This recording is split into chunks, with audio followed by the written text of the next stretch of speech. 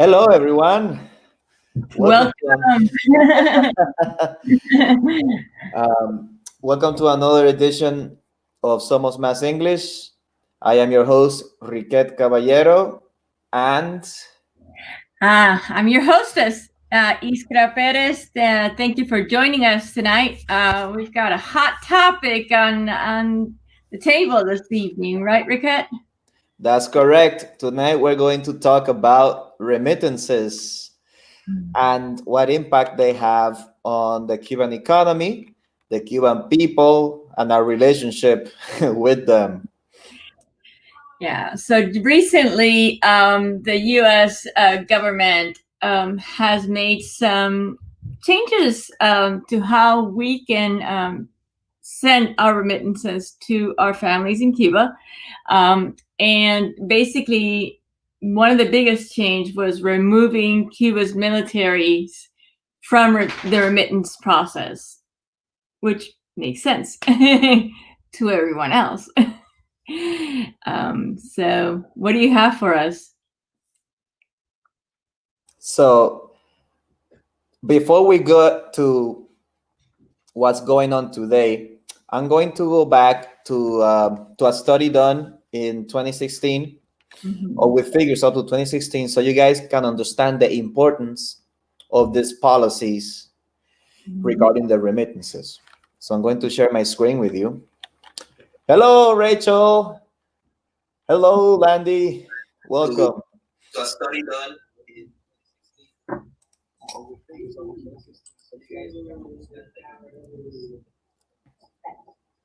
Okay, so here we go.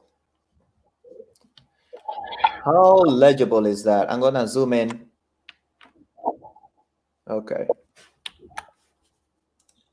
And I'm going to do this. All right. Oh, here we go. So you should be able to read that. But it's hard to get figures in Cuba because the government, hides everything basically because they're corrupt and they're criminal and they're laundering money and doing drug deals and things like that. However, this is something that the Havana Consulting Group did, and this is interesting. In 2016, cash remittances sent to the island amounted to $3.4 billion, while remittances in goods, so stuff that we send to people in Cuba, so that includes medicine, clothing, food, whatever, appliances, was estimated to be $3 billion. So when you combine the cash and the things that we send to our family and friends in Cuba, in 2016, the Cuban population in the island received $6.4 billion in remittances. So that's higher than the sum of several of the most important items exported by the Cuban economy, such as nickel, which the Canadians have a partnership with the Cuban military to mine nickel from Cuba and refine it in Canada because the Canadians are socialist sympathizers. Sugar and its derivatives, which is only $360 million. Tobacco is only $211 million. Seafood and fish, only $74 million. People in Cuba don't rarely see seafood or lobster unless it's catfish, which was an invasive species introduced into the environment and the rivers of Cuba before those did not exist, and they've been destroying all the other native species that we have. Medicine, $900 million. Does that include actual medicine or the doctor's program? I think the doctor's program actually has more. That's not the doctor's program. That's just medicine. That's just medicine. Okay. Agricultural products, only $24 million. And even tourism income, which is $2.9 billion. So that only amounts to $4.9 billion in that year. So basically, the biggest source of revenue in 2016 for the Cuban economy was remittances, is what we're letting you know.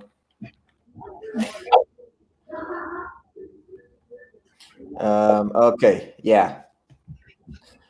And now that we know that that is how important these remittances are, Iskra, I'm gonna leave it to you to go over what is happening today with Right. these sanctions. Okay. So I'm going to share. And yeah, share screen. Said to do.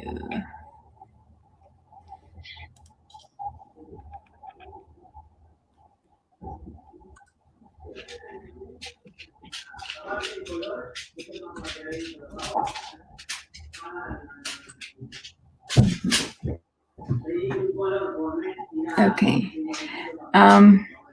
Oh, I see it. Okay. Can you Yep, see that? Okay. there you go. So basically, in October, on October 24th, 2020, the U.S. Department of State put out this statement stating that the day before, the Treasury Department Office of Foreign Assets Control took actions to remove Cuba's military from the process of sending remittance to Cuba. Once these changes to the Cuban asset control are effective, persons subject to the U.S. jurisdiction will no longer be authorized to process remittance to or from Cuba involving entities or sub-entities on the State Department Cuba restricted list.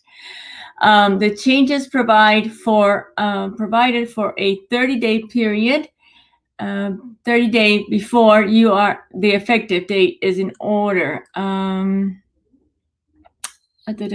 So where are we?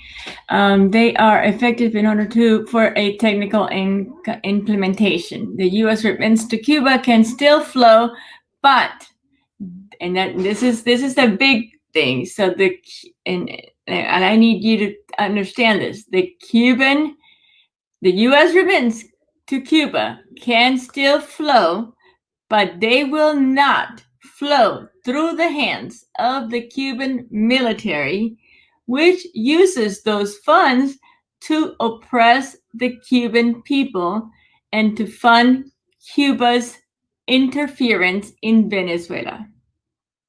That's a big sentence that the Cuban people and a lot of the people are not understanding. The United States supports the principle that Cuba should be able to prosper and support their families without the Cuban military utilizing their hand currency earnings as it wishes. The Cuban government and military have created a system that seizes hard currency through military operated financial mechanisms such as Finsimex and ICE, and takes a cut from the remittance ordinary Cubans receive from abroad, including from United States. Cuba is the only country in the hemisphere where the military takes a cut of remittances. Furthermore, the Cuban regime forces ordinary Cubans, and this is another important sentence, the Cuban regime forces ordinary Cubans to use the remittance that they have remained to buy goods as marked up prices from government controlled stores. Wait. So when I send $100 to Cuba, and I send it through Western Union deposits that money into a Cuban military bank account. They take just a cut of that, and then they give my family Cuban monopoly money. Yes, that they can only use to buy goods that in the government stores, and those goods are triple what they normally would be out in the real world. Amazing. This reminds me of Um, I think there were these sharecropping farms or indentured servants where they had to buy, their food at the store on the plantation. And then the owner of the plantation would set whatever price they wanted in the store. Mm-hmm. That's incredible. Yeah. So, yeah. So, I mean, I have. I don't know if you want to go forward with other. Yes, I'm reading here in the New York Times that entity is called FinCimex. It's a Cuban military-controlled entity that serves as Western Union's agent on the island. And what they've done, they're saying that Trump is the reason for why they're closing the Western Union offices, around 400 offices. Right. But it is not the case. Western Union is completely allowed to operate Right. In terms of the U.S. relations. What you can't do is deposit money. Western Union cannot deposit the money that we send into the government's account. Western Union has to give the money directly to the people that we're sending the money to. Just like they do in any other country. So basically, Correct. the Cuban government has already said they will not open a Cuban bank, a regular bank, for that money to flow through.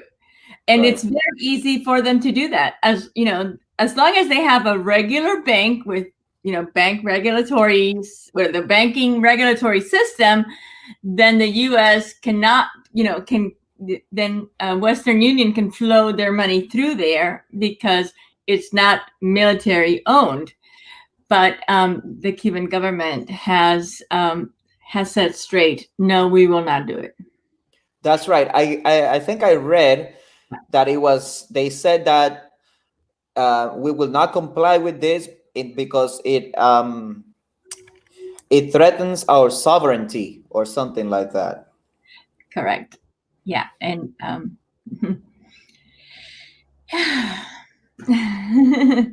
Yeah. no. And these people are still obviously in the Human Rights Council. But this is Yeah. something, Iskra, that we as Cubans outside were not really conscious about in the past. It's fairly recent that we've actually woken Right. up and seen that we have been propping up that dictatorship with our money, Right. because we have familiar ties, right? Yeah. And they're pulling at our heartstrings. There's people with elderly parents, grandparents, just family members living in shacks. They Yeah. don't have the appropriate medical attention or hygiene or clothing or nutrition. And we have been basically helping our people survive. But at the same time, we have been perpetuating that state of misery that they live in. It's been torturous on a Correct. massive scale. I mean, yes, and I mean, so based on, and I'm looking at the Miami Herald, another source that I pulled up. The remittances are Cuban government's second largest sources of income, as you said. It's estimated at more than $3 billion a year. Wow. Now, we all knew how much that was. We just didn't know what where that percentage was going to, who exactly it was going to. And now that this has all come to light, I'm hoping that more people actually open up their eyes. But yes, it's hard. I mean, I can understand the people that have their children there, because a lot of families have been separated, and they have done this on purpose, and they are using our family as a way of getting their monies. It's hard. That's right. So let me ask you something. Mm-hmm.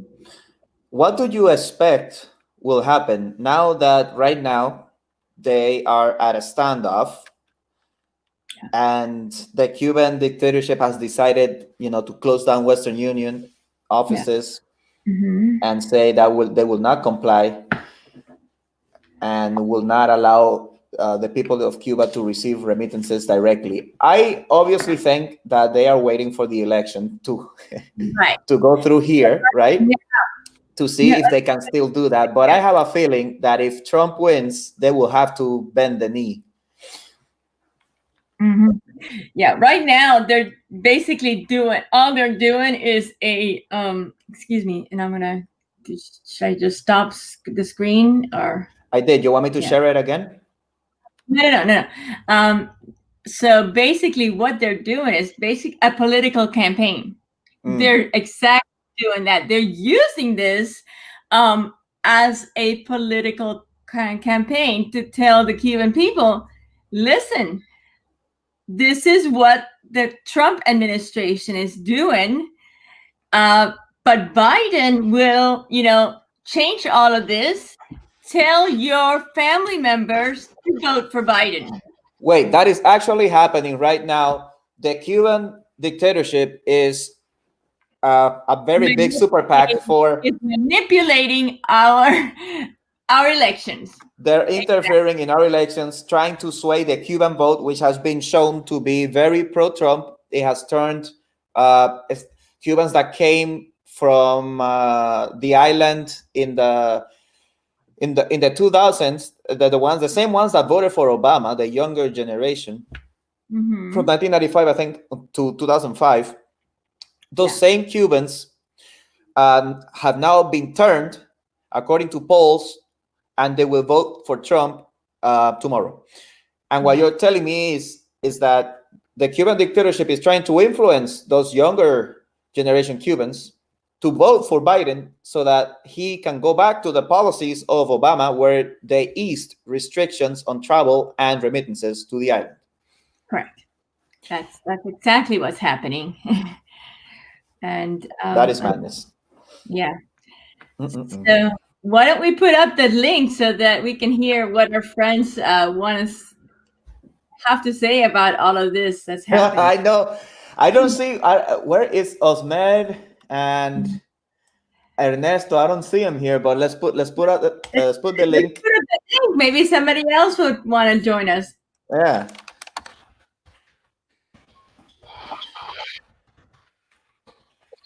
Have you spoken with anyone from your family? Are you still sending, remittances? Are you only sending? We have not sent remittance in a very long time, because what my husband did was help his family do a. I think they did their own, build their own little bed and breakfast over there, or Airbnb, and so we don't send money, and while the kids were there, that's where the money for the kids were coming out of, so they were actually making their own money. But now that the kids are here, and the tourism has gone down, we're not sending any money, because his children are here. We still have the children just came in January, but those are the ones that we have to pay child support to because they're underage. He has another child that's older.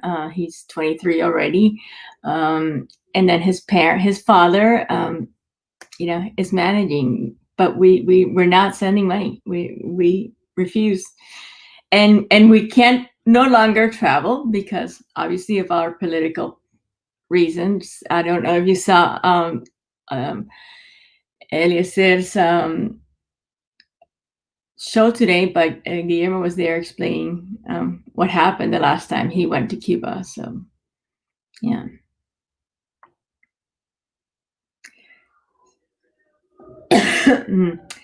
So we'd love to hear anybody that wants to come in and join us, and we would love to know what your family members are telling you, how they're feeling about all of this.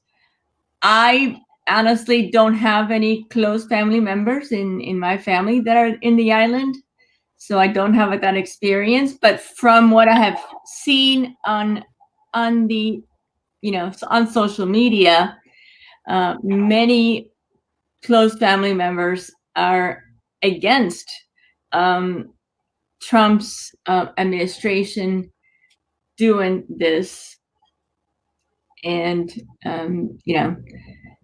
telling their family members to vote for Biden. Pretty much, it's all a political campaign right now.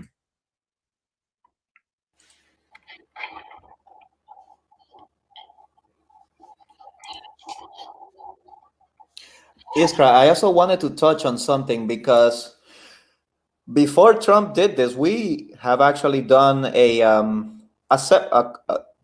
two boycotts. We call them they were started by Alex Otaola, which is I pretty much attribute the change in opinion to him and Eliezer and the other influencers that we have, but mainly Otaola, because he's been working very diligently for years. And that is, he has turned these new younger Cubans against the dictatorship in a very active way, so that we've boycotted sending superfluous remittances, so only essential items like medicine and food. Right. We did it last year. We did it for how long? From maybe like 3 months or 6 months. Yeah, I think it was from August to January. Right. So it was about 4 months, and it wasn't enough. It wasn't enough, right? It just wasn't enough because people were still sending. I'm pretty sure that a good part of us were sending in more than what they were saying. Right. And and we just have to be diligent. But it did go down. The figures, like I did see that they went down significantly. I believe it was around 20%. So it made an impact. They felt it. They really felt it. I think I think it was total like a 500,000, almost 500,000 or something like that from the last I saw. And but we need to understand that even when we send money, we're not doing anything with. They can't do. They can barely buy anything with that money. First of all, there's nothing to buy. Okay, and second of all, it's at such a high price that they get so little with their money. So honestly, by the second day, they have nothing more to eat again. So I think, it's one of these things where you have to, close your eyes and say, I'm just going to go through the hardship and ride the wave and just do what I have to do to make them understand that, this is it. They're done. They have to leave.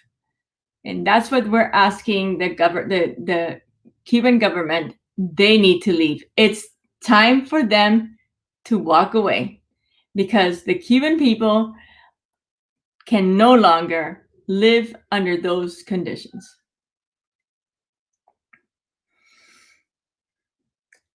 And Dania, that's right. There's no benefit without sacrifices. And the Cuban people need to understand that all of us have made sacrifices at some point. When we came to this country, we made a lot of sacrifices. I mean, I'm from the old exile where when we left, first of all, we left everything was taken away from us. And second, we were not, we knew we were never going to be allowed to come back in. Later on, they changed things, but we were always under the impression that we didn't know when we were coming back. There was no internet at that time. So there was no, the communications were horrible. I mean, I remember telephone calls would be, very, very expensive, and you just couldn't afford it. And it was really bad communication. And so, so and when you would send letters, first of all the letters that you would send, the government would open them. So you knew that you couldn't just freely talk to your family. All the telephone calls, they were listening in. So no matter what you were doing, the government was there. And so, we made that sacrifice because we knew what we were getting into. So it's a matter of, yes, let's hold up. I don't think it's going to take much more. Honestly, I think this government, and I'm hoping that once we get through these elections, it'll be less and less time. Awesome. I'm going to share what we are doing as a community together, which is the general stoppage in English, el parón general. And that's Otaola with his marketing ways. One moment, please.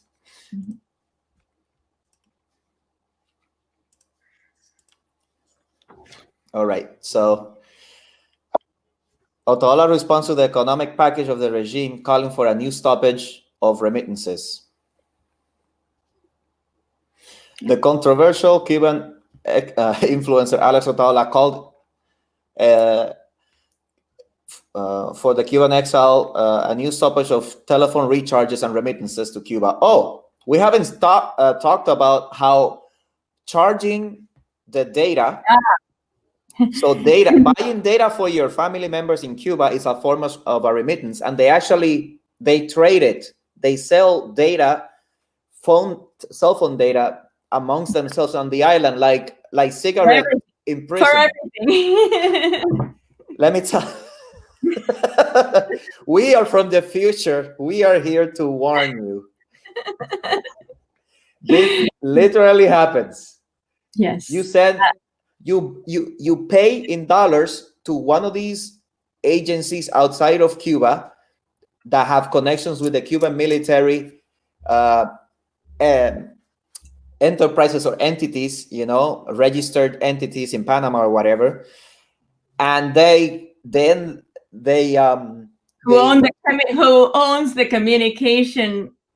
Right, because the government has a monopoly on communication. So there's only one company, ETEXA, and that is a military-owned cell phone and telephone company, communications company on the island. And they also own the only company that can receive foreign funds, right? Since Western Union then deposits the funds in the same place. Or when you buy something for your family, it goes through that military-owned company.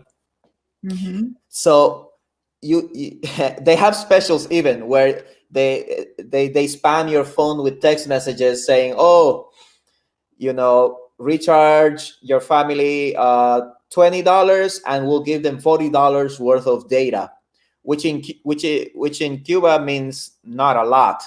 Right. I don't know how many megabytes, but it's not. There's not such thing as unlimited data here over there. Excuse me, or anything like that. And of course, they have to go to a park where they have the Wi-Fi, the government Wi-Fi antennas that can monitor everything that you're sending to, so that they can call you or check their Facebook or browse the web, etc. Yeah. So the thing is, the government changed the rules where before the Cuban people were allowed to buy in Cuban pesos, but now they have to use this card that you outside deposit money into that government bank account, and then the government, like Iskra said, deposits uh, monopoly money into a debit card that your family has, and they can only buy again in the government store. Yeah. Or the other thing, which is the cell phone data, which is very popular because people, I mean, they didn't have internet up until 2019, like widespread internet. Right. So in this way, Otaola seeks to reissue what was achieved last January with the first stoppage to stop the flow of foreign currency that enters the island that is used to repress the Cuban people. In his program, Hello Otaola, the Cuban presenter criticized the economic measures taken by the Castro dictatorship, which he described as a big package that only further impoverishes the Antilleans. Likewise, Otaola repudiated the opening of stores to sell food and hygiene products in dollars. That's right. We haven't talked about the lack of hygiene products, but moving on. This being one of the reasons for calling a hiatus in Cuba, there is an epidemic of like all kinds of strange. What was it? It's not infections. It's when you la sarna. What is that? The oh man, it's an infestation. So yeah, because there's not enough hygiene, people are having infestations of microscopic organisms that basically eat your skin. Likewise, Otaola repudiated the opening of stores, etc. Okay, the influencer made the announcement of his call to at least 16,000 viewers who saw him live through his program broadcast on the channel Cubanos por el Mundo. So the January break or stoppage, it is worth remembering that at the end of last year, Otaola called for the January stoppage of 2020 in Cuba, in which the power and influence that Cubans have abroad over the money received by the communist leadership was demonstrated. At that time, the presenter asked not to send data package or cell phone data recharges or remittances, or to not go to the island, right? So no travel, no remittances, and no data recharges. And this was in order to stop one of the main sources of income for the Castro regime. As we've seen, it's the second largest source of revenue.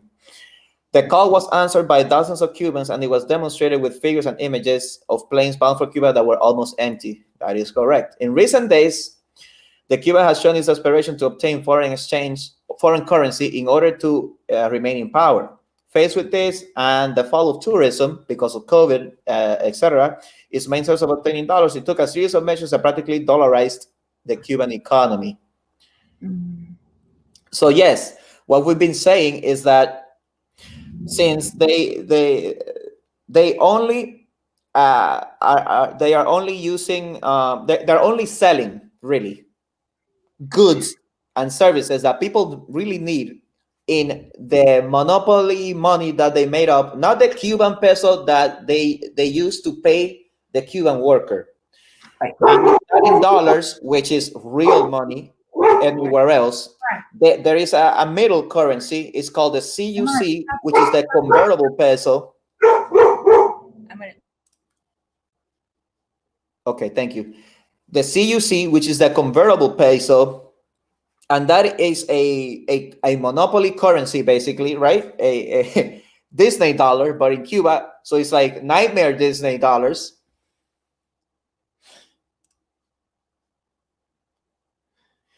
Nightmare Disney dollars. And Halloween Horror Night dollars.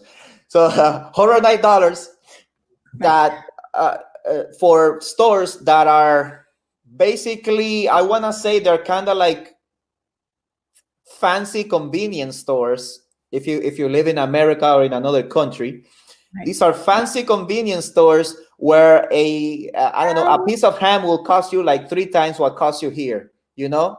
Well, I mean, sort of, because honestly, when you go to a convenience store, it's a small store, but it's got a lot of different things. Oh, that's normally, right?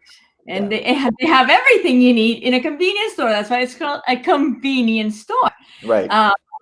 But when these stores are just stocked with whatever they have, and normally they have few items, but they have a lot of the same few items. That's right. That's right. Yes, I forgot about that. So they're not very convenient. However, they have more products than a Cuban store, which or a national Cuban peso store, which are run down and disgusting places to go. These places are like, they have maybe like halogen lights. They're a little cleaner.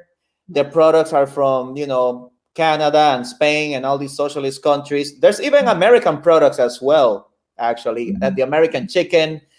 But the Americans usually, and I think the other countries too, there's not a lot of products apart from the central planning, is that they cannot buy using credit because they don't pay back the things that they buy. So the other countries only sell to the Cuban government in cash. Right. That's the thing. So there's always going to be, there's not enough of the things that people need. But these stores are a little better. However, going back to the Nightmare Disney dollars, these stores only take that fake money that the government has made up, that has printed out, and that fake money. Yeah, and we have there's a reason for them to give you that fake money. I mean, right. They're taking back all those dollars because that's what they can use out in the real world. So they've taken those dollars away from the Cuban people, and they're giving them this You know what? Let me check right now, because I see Guillermo has made an excellent post, and that is they have devalued the US dollar versus the fake money, the CUC, so that they can basically steal more of your money. If you send $100, they're giving your family $80 worth of CUC in the exchange, and they're basically taking 20%, let's say. Right. Let me see exactly how much they're taking at this moment in time. Was that Guillermo? Es tu esposo, right? Yeah. Yeah.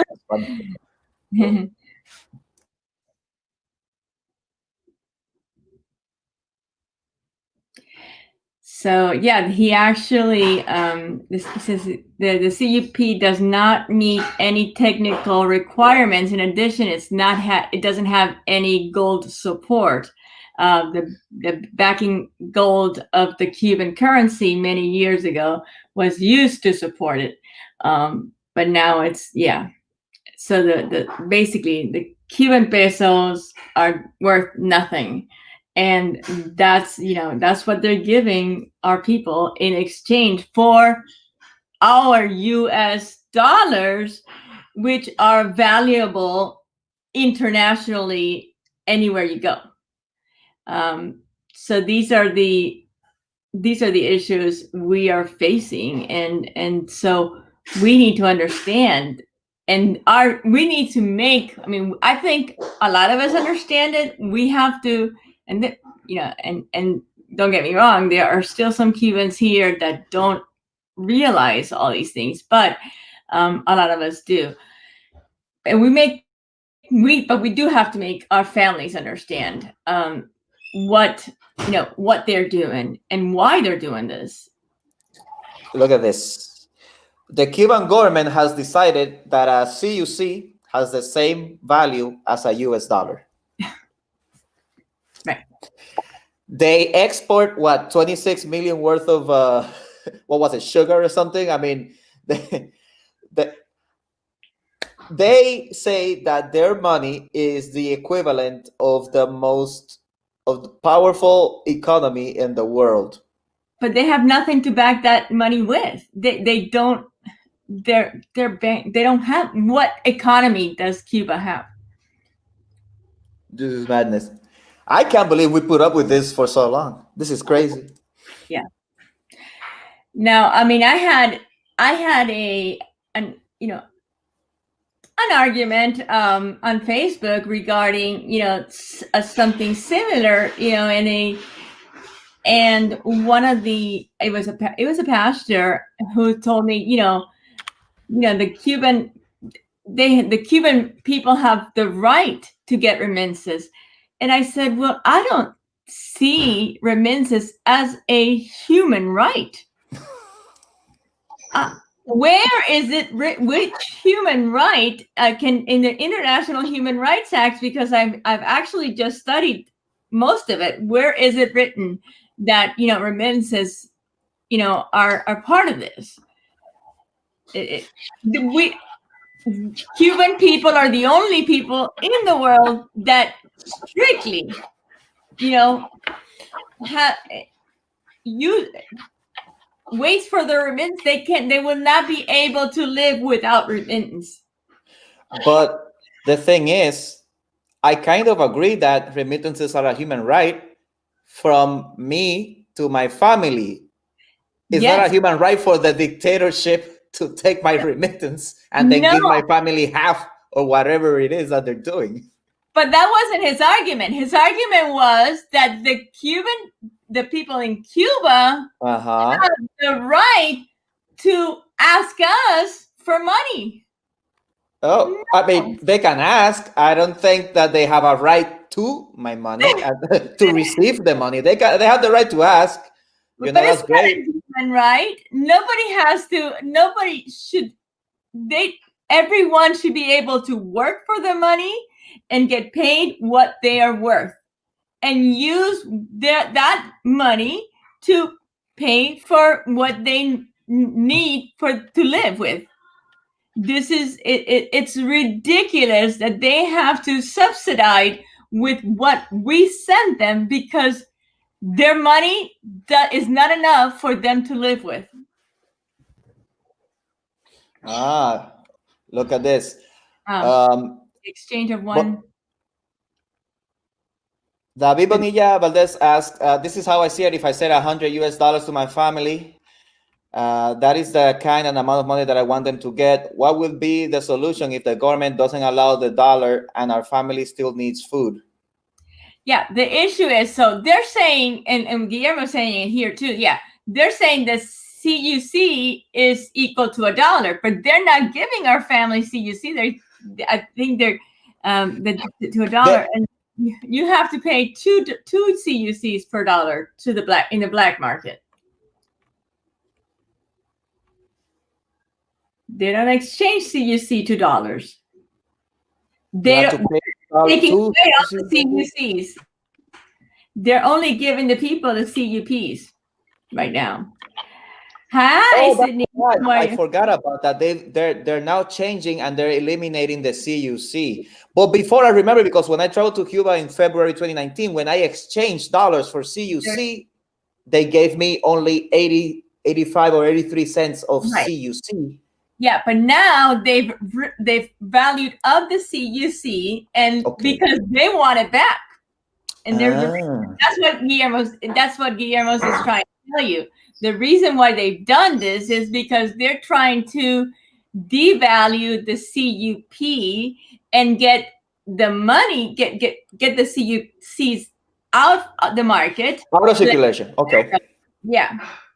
But I mean, that currency is inflated. It never had that value in the first place. If they would actually let the Cuban currency float, it would be worth like 1 million pesos to $1 or something like that, just because of the nature of the economy. So it was never going to. You're never getting a fair shake, even without the gravamen. I mean, even without that tariff, that 20% or 15% tariff that they had on the CUC to dollar conversion. Right? I mean, the currency, I mean, the economy is totally inflated. The value of the currency is totally artificially inflated, kind of like China, right? And I want to welcome Sydney. Yeah. Hi, Sydney. How are you? Hi, everyone. How are you doing? Sorry. Are you working? I'm working. I just took a little break because I couldn't miss this opportunity. And so it's a very interesting topic. And I would like to say this has got, from my point of view, this got an ethic implication. Yes. And Absolutely. because what it is, uh, from my point of view, is a hostage situation. So what they Mhm. have is a hostage situation where they Mhm. have our family as a Mhm. hostage in Cuba, Mhm. and we are paying a ransom. Right. So in every hostage situation, you have three parts of the equation. You have the person has been kidnapped, you have the criminal, and you have like middlemen that will try to work out that situation. That's how we look at it in the movies, right? Right. So you have that third person that is in charge of kind of mediate between the situation and get to a happy ending. Right. So unfortunately, we don't have that middleman that is Mhm. gonna advocate for us. So what we have is a criminal holding hostage our families, and we are on the other side just sending money and sending money and sending money with no stop, Yeah. because it's an eternal hostage situation. It's a never-ending hostage situation.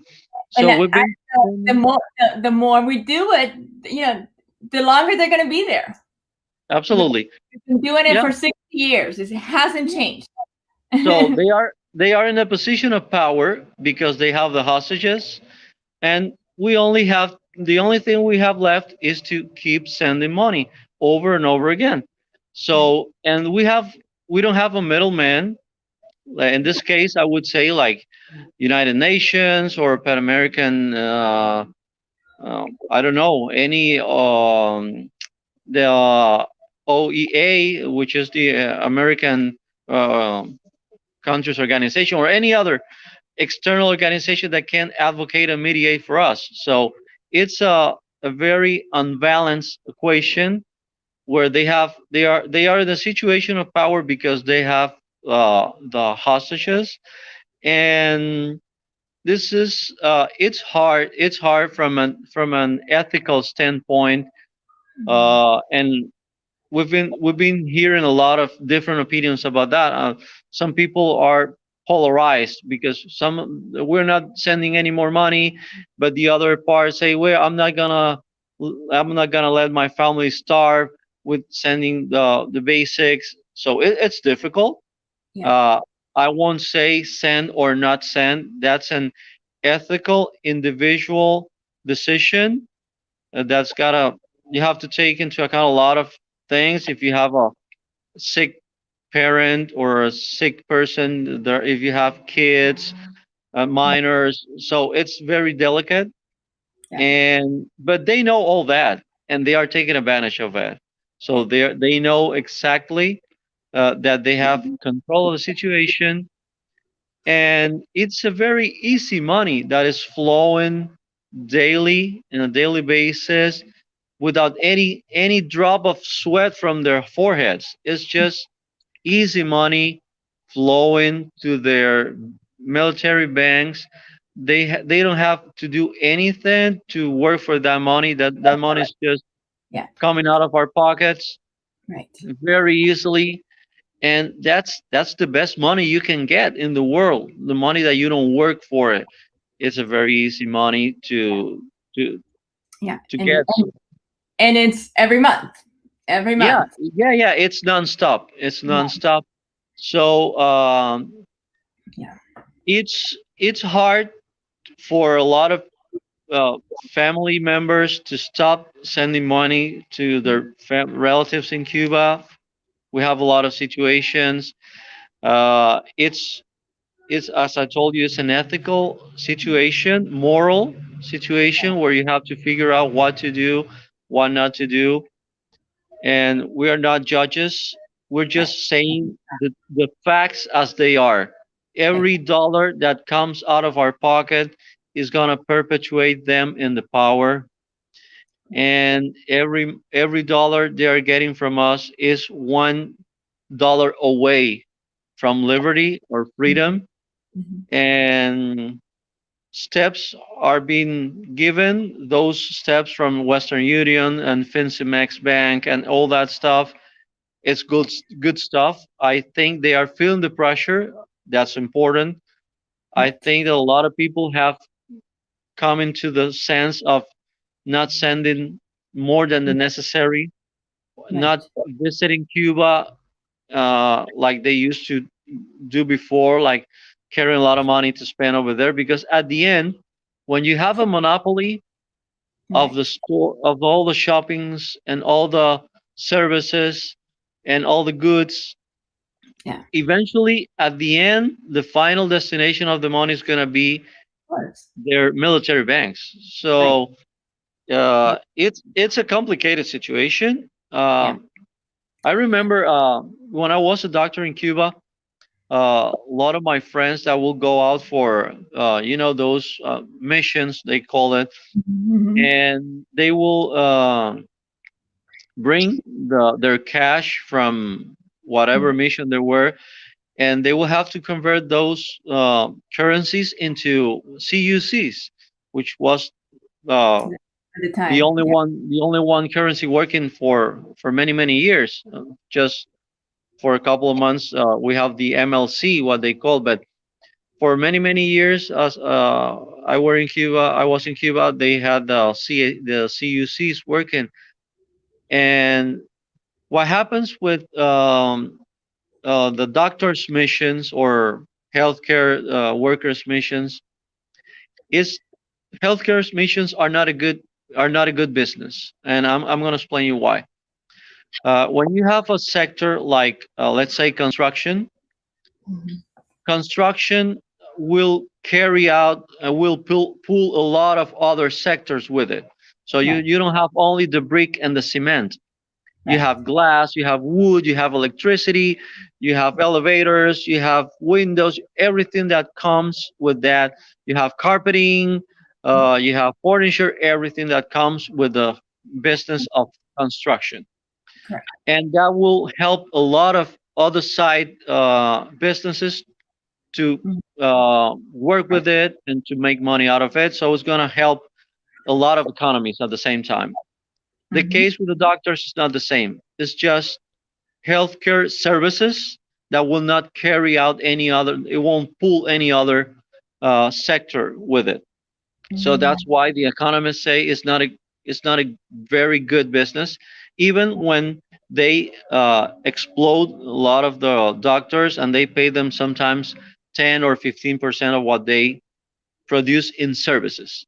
But Right. it's only services, it's not goods. So that's why it's not such a good business. So that's why they are trying to exploit our pockets and squeeze them the more they can, so we can so they can use it in. And was Raquel was saying, yeah, they get a chunk of your $100, but no, it's not only the 17 or the 20% that they take. Is at the end they will take 100% of it, Right. because the products what they manufacture in Cuba are very cheap to produce because it's manufactured by Cuban workers, which the labor is Mhm. very poor. And Right. the other products that they export are from uh, Panama and some other places where they get it very cheap. So at the end of the story, they are gonna squeeze more than 90% of that money, and it's a monopoly. So if you want to use it on a buy on a telephone or a server or a telephone line, you have to go to them. If you're gonna buy whatever, if you're gonna do whatever you want to do, is gonna go through them. So at the end, it's a very difficult situation, and we need to keep pushing and see how we can work it out without putting at risk the more fragile and dependent in Cuba. Now, Sydney, I have a question for you before I get to Guillermo. Have you seen in social media and all of this how they are using this as a political campaign? Um, yeah. Oh yeah. It's very manipulative. They are manipulating the situation. They are trying to put a lot of drama into it, so you can feel guilty at the end, and they are trying to twist the egg, the omelette, and trying to uh, make us look bad and that we don't care about our families. And it's very cynical, in my opinion. It's very cynical. I don't have a better word for that. It's very cynical for a government that has been for 60 years trying to intentionally separate the family, Right. intentionally getting us apart, saying that they don't need us, that we are worms, that we Right. are the worst of the society, and because they need us now, they want to turn that into a sentimental situation and Right. trying to make they are trying to appeal to our to our highest feelings of brotherhood. And no, I'm not gonna buy. I'm not gonna buy that. I'm not buying that. No, Right. for sure. I, Yeah, I, that's So that's that's let me welcome Guillermo in. Hi, honey. How are you? Okay. Yeah. What I Go was ahead. saying is that they use the CUC since the end of the 90s until last year, like a Mm-hmm. hard currency in the country. So everybody who had business over there and any exchange were around the CUC. And most of the people and uh, who used to make some economy under the table, like black market stuff like that, they say those CUC because that was the better currency in the country. Even in one moment, nobody wanted the dollars, Nobody. neither the pesos, the CUP. But Mm-hmm. the government right now, this more, it's devaluated the CUC at all to recover the excess of flowing and the Right. excess of circulating money that was out. They're Right. trying to recover all this money back because it was in the hands of the people and illegal banks. In Cuba, we used to have illegal banks that Yeah. exchange more money than even the Cadeca stores exchange points. So now what I'm trying to do is recover all these CUC because the actual pesos doesn't have any value in anywhere because the Mm-hmm. peso doesn't have even the funds and gold funds. They use those funds in their businesses, having bank investment in oil in Iran, some all the illegal traffic that the communists does around the world. They use the Cuban gold funds. So now Mm-hmm. what I'm saying, I'm supposing that they are trying to devaluate the CUC to recover all the circulating back Right. to the government, and then at the end they're going to do the the final unification of the money. We're going to have surprise. Right. They Yeah. they say now the value is for pesos that they're going Yeah. to do backward. They're going to take the value is CUC because the CUC has better technical uh, uh, attributes like a currency. It has a better paper. It has metal inclusions, metal bands. It's really hard to do the falsification of a CUC. The pesos paper, it's Ugly. it's really worthless. Yeah. yeah.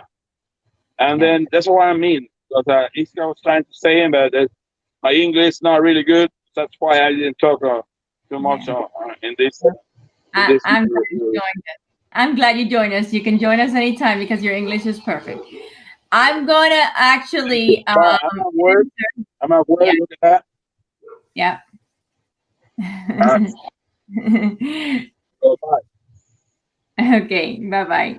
I'm gonna join. I'm gonna answer Irene from Virginia. That's on the chat, and she's saying that in her case, she has a father who's 99 years old, and he's having difficult health issues. Virginia, we understand, and what we're saying here, we're not saying, we would never tell anyone don't send money, because we understand that every case is different. And if I were in your shoes and my father was sick, I would be sending him money, because he's your father and he's sick and you need to do this. And it's like Sydney said, it's an ethical issue, right? We need to do what our conscience is telling us, and at this moment you need to do what you feel is right. What we do want is to open the eyes to everyone, so that they can understand where this money ends up, and what the process is. A lot of the money is not exactly used for difficult situations like yours, unfortunately.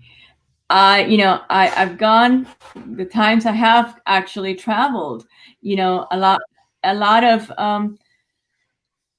the money that I've seen floating, the younger generation uses on things that are not really necessary, per se. And Cuban mothers are a lot at fault at this.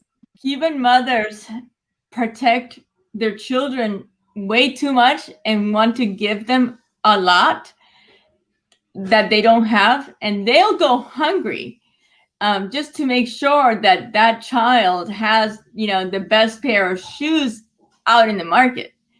And I have seen how they will spend $50 on a shirt that here in the United States you can get for $10, just because he needs it, and he doesn't need a $50 shirt. But that's how it's, I've seen it. So we have to understand what's necessity versus the wants. And I think that's where I draw a line, honestly. But Yeah, it's we are not judging. We're not judges. We're not judging anyone who feels they need to send money to the parents because of X situations they have. That's totally legitimate, and everybody has a right to do it. Uh, what it's been on discussion for the last couple of months, ever since Alex Oraola started with this, what El Parón. It's to limit to limit to limit the reach of the Cuban dictatorships to to their lowest point, and actually they are at their lowest, because even though we still, some of us need to send money to Cuba, uh, the amount that has been flowing has been way less than it used to be because of the travel restrictions of the virus. We've been getting decreased a lot of flights to Cuba, right. and tourism, and the money that all this tourism will spend in Cuba, it's been very, very low. So they are very, very tight in their earnings right now from us. So it's a good point to argue and to discuss the situation. So Yeah. we've been seeing the impact of them getting without cash. They are they are they are on their knees right now, but still they are in a situation of power in comparison to us, because they have the hostages. They have your parent, they have your child, they have your sick relative in Cuba that needs a glass of milk or a plate of food.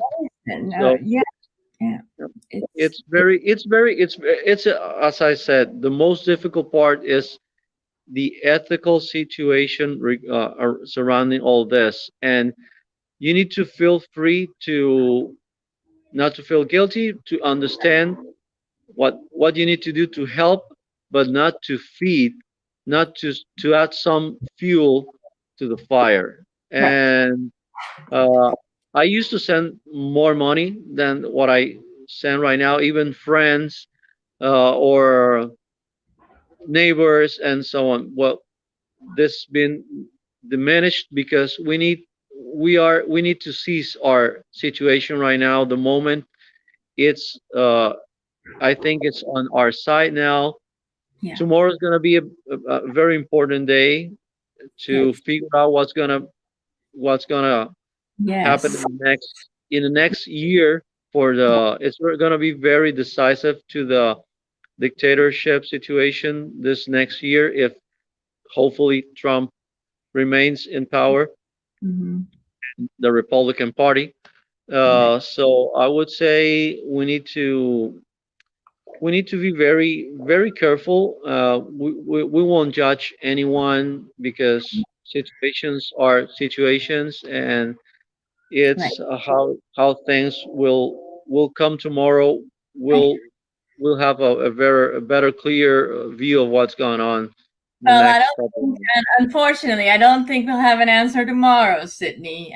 From Well, from what we're looking at, and Irene is saying, she understands the Barong, and she wishes, that her father would receive the whole money in his pocket, and that's what we all want. That's yeah, if that would be the ideal, and because that's what happens with every other country. If we send $100, we pay the fees here up front. They should receive the $100 there. That's how it works internationally anywhere else. um, but yeah, and you brought up a very good point. If you have not voted, and I include myself, I was actually went today to vote this morning, but I had several appointments, and the line was so long that I just couldn't stay. So we're going to have to do the long line tomorrow. But if you have not voted, it is extremely, extremely important that you go out and vote, because this is a very decisive year for us. And either way, we need your every single vote this year is going to count. And Yes, I wanted to say that this vote affects the whole world. Uh, I- it's not just about America, even though America first, but it affects how things will turn out. It affects the UN, what they're doing, NATO. It Mhm. affects geopolitics, Latin America, Middle East, in Europe, Russia, Asia with China. It's big. It's big, and we gotta we have to stand up and stop. Not be so swayed by our emotions. And that's hard to. Although, yeah, it's hard. It's hard, but it's also an excuse or a crutch that we use sometimes for weakness and cowardice. And being a coward is not something strange that only people from Mars do. I mean, being a coward is just not wanting to face the consequences of doing the right thing. People that have done the right thing in Cuba are still in jail from Yeah, 30, 40 years ago. People yeah, that have done the right thing in Cuba, in China, in other places are dead in a ditch. Nobody knows what happened to them. They disappeared one day, or they were killed in a street or an accident. right. Doing the right thing has a cost. People here that do the right thing get canceled, they lose their job, their reputation is ruined. Doing the right thing is not easy. No. Okay. But when you don't do the right thing because you're scared of those real consequences, you're still a coward, even though the consequences suck for you and your family. Right. But it's wrong. And that's what having virtue means. Yeah. Even when you know you may not make it or your family may not make it, Yeah. you have to do the right thing, ideally. I cannot tell you to do that. I'm just letting you know how it is. correct. I'm lucky. I'm different from my mom. My mom has 11 brothers and sisters in the island. She has to do what she has to do in order to help them. Yeah. But she knows that she's not helping them in the end. It's just Yeah. like a band-aid. But it Yeah. is what it is. So we have Armando here saying the media, the common people here abroad need to know the reality that live the people, the poor people, the most of them in the jail island. So yeah, we don't, this idea that socialism, a socialist country, is a good thing. This idea that has been spreading throughout the world, it's become a world thing. Popularity is not accurate.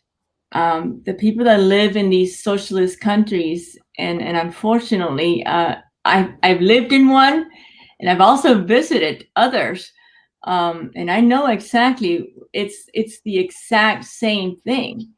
The fact that you not just saying that you're against anything, but just telling the world what you're actually living, the truth, not. I mean, showing them. We just had a few cases this week alone, where one of a YouTuber was in.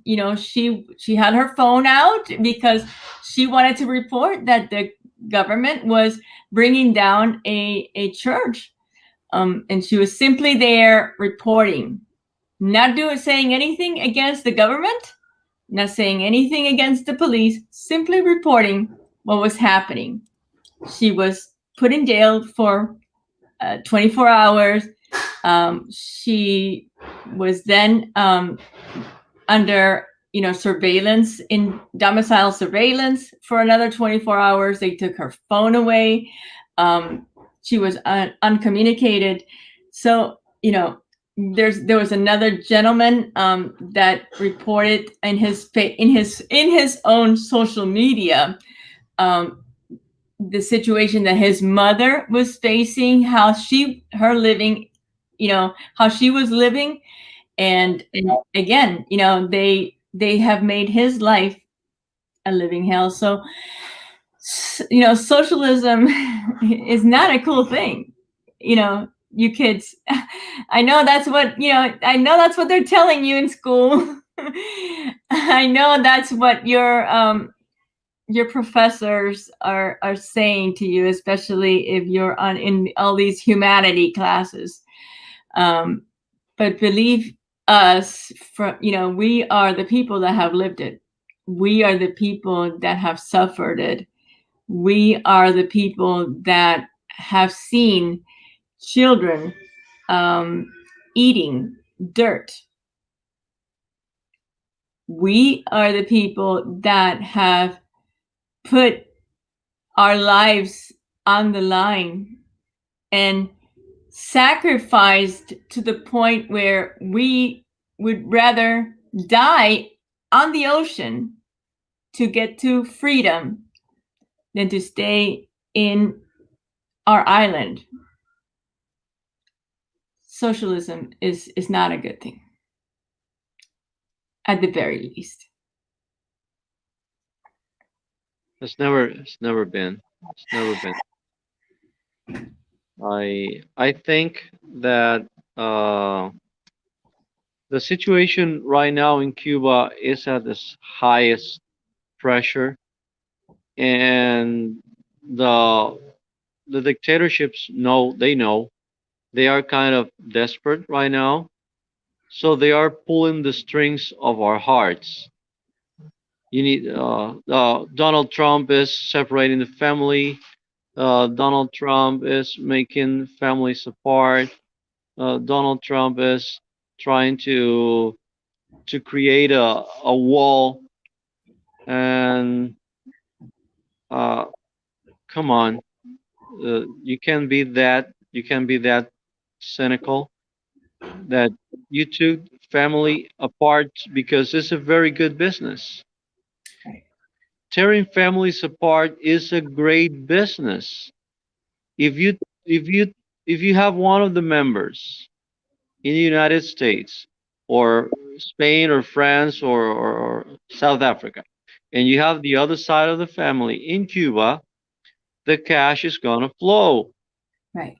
That's very easy. So because if you keep if you let the whole family go, then that family is not gonna send any money. So you need one part of the family outside working their butts to get And and they normally let the younger ones go, right? Because they know that they're more going. productive. Yeah, Yeah, yeah, and they keep the other part of the family so they can guarantee the flow of the money. That's a very good business. My father used to say, he still says it.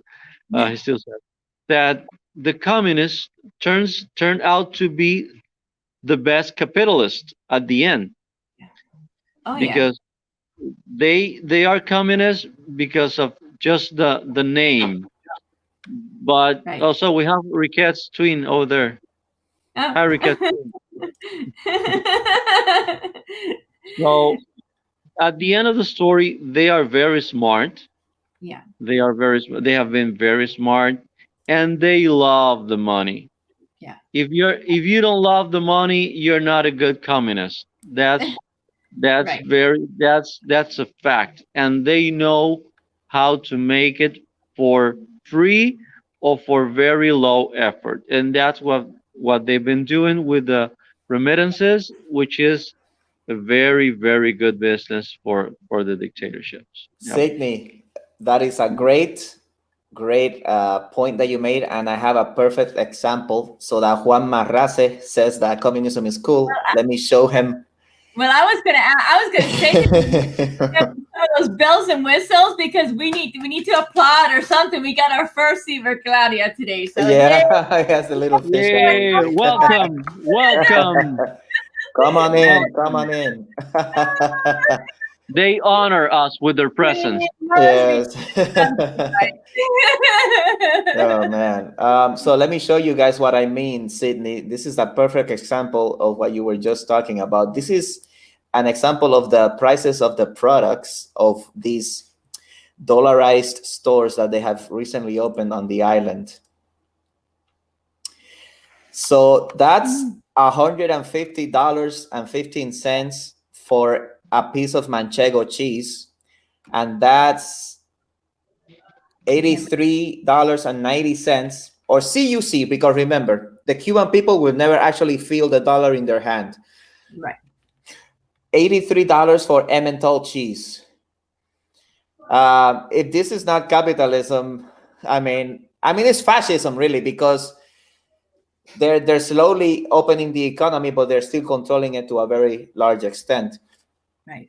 So they're communist fascist. It's like right now, from the last figures that I saw, 75% of the economy is totally centrally planned and run by the state, owned by the state, and then 25% is like this. What do you call it?